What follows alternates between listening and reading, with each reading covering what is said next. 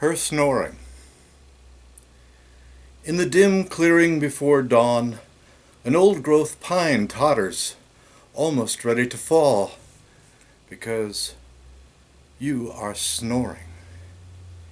The oddly repetitive, grating sound, rhythmic as your keen blade chews through heavy bark and marks and remarks upon rings of annuation, for richer, for poorer, in war and peace, sickness or health. Under cover the bark beetles remain silent. Hawks circle to see if anything small, tasty, will fly in alarm from these branches in the final moments as they at last go diagonal, then down. To and fro your incisive saw blade works it like a dog barking, while sawdust flies from its teeth, settles to the forest floor beneath.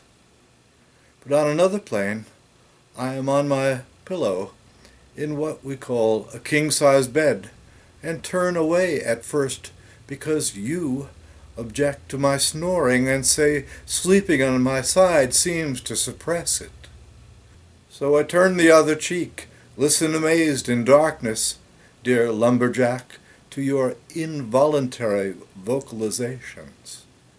In this clearing, puzzle to be hearing you, cannot tell the forest from the trees, although recall your mother hailed from a long line of foresters. People handy with an axe, perhaps, trusted guardians of game in the royal woods. So I listen to your wordless song so deep, strings of Z's, the last word on sleep, before I get up, stumble off to the bathroom, suddenly think, chop wood, carry water.